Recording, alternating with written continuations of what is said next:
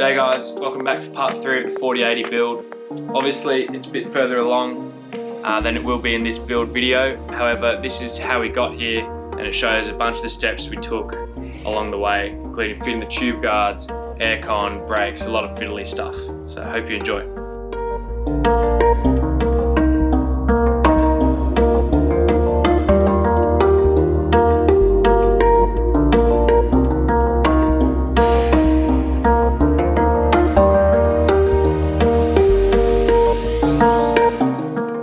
So being an 80 series chassis, and in order to get it engineered in New South Wales, it was crucial to use all 80 series brake components. So here I am fitting up the 80 series brake booster.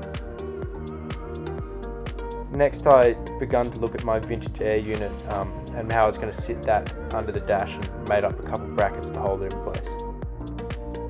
The end result of this system looked really nice underneath the dash, and I think it fit the 40 really well, being a universal unit.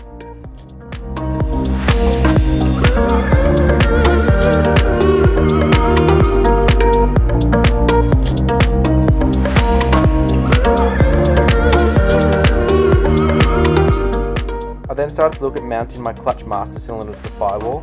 I decided to use one off an 80 series as it matched up with the gearbox. This meant re-drilling a couple of holes and welding up some of the old ones to make it fit, but in the end it worked out nice. I then obviously had to make up new brake and clutch lines to run across the top of the firewall.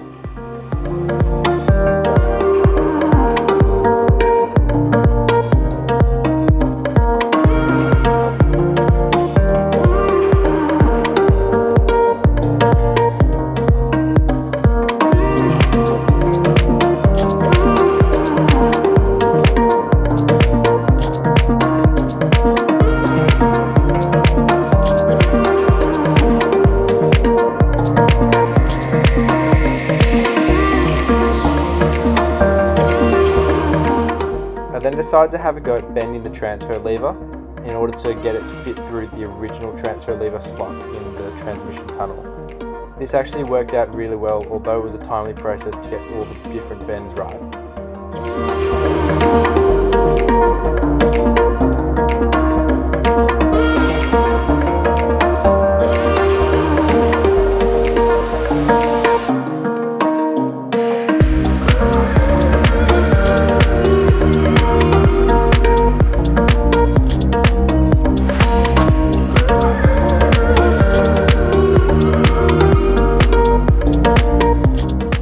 Due to using the 79 series gearbox, I had to relocate the hole for the gear lever. This actually wasn't too hard, and I ended up using rib nuts and one of the existing mounting holes in order to hold the boot in place.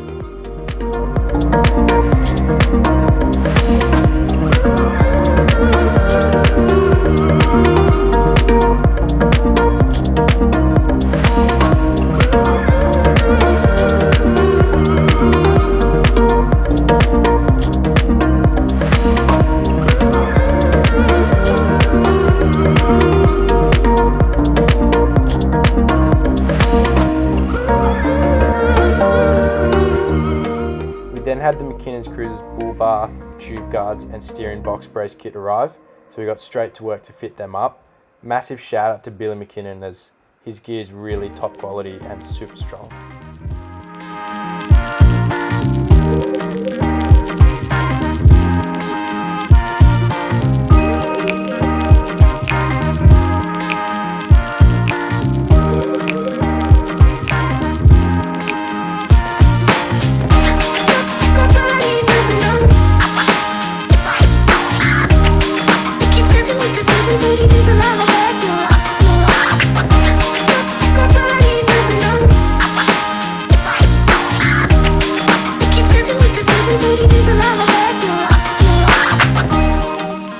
Once I was happy with how the body was sitting in relation to the tube guards, I then went around and put a couple of tacks on all the mounts.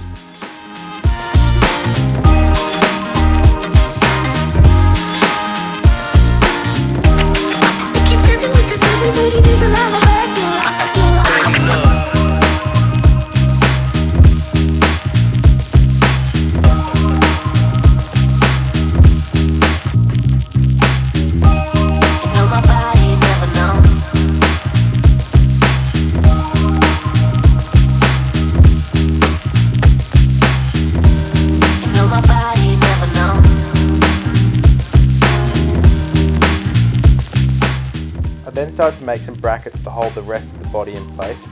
This started with relocating that front cross member that we took out originally.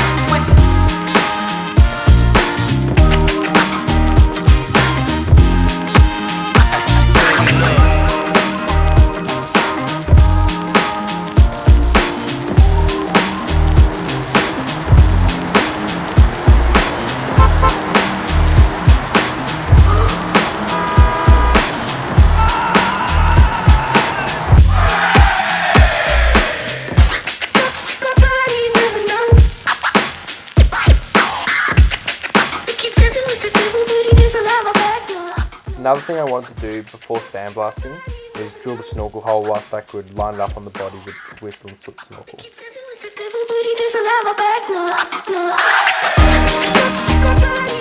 I then got to work on mounting a radiator up the front. I decided to use a radiator of a HDJ 79 or 78 Droopy. This radiator was usually paired with the FTE motor, which is very similar to the 1HD FT motor, so it will be sufficient for cooling the engine.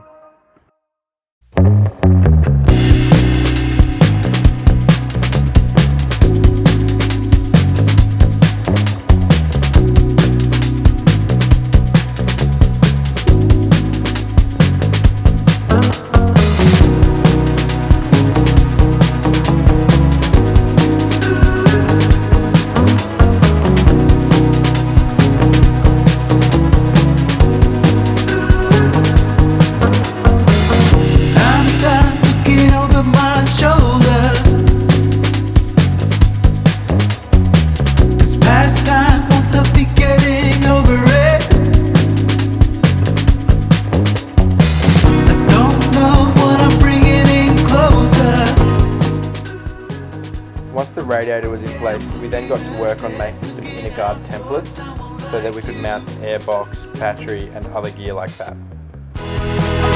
Maybe someday when I've grown older, I can see it all clear from above, looking back on it all. Maybe I can see what was broken. But it's a lonely calling. Yeah, it's a lonely calling. Once we were happy with the template, we then drew it up in 2D on CAD and got it all laser cut out in the local sheet metal place. We then spent a good day bending up the guards and mounting them in place. I'm trying to fix what is broken, 'cause my time is running out in the set.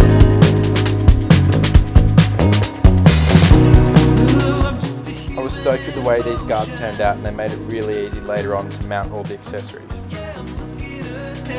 Get out for someone like you. Thanks so much for watching, guys. As always, if you have any feedback or questions about the build, drop them in the comments below or hit us up on Instagram. Part 4 will be coming out pretty soon after this. Cheers.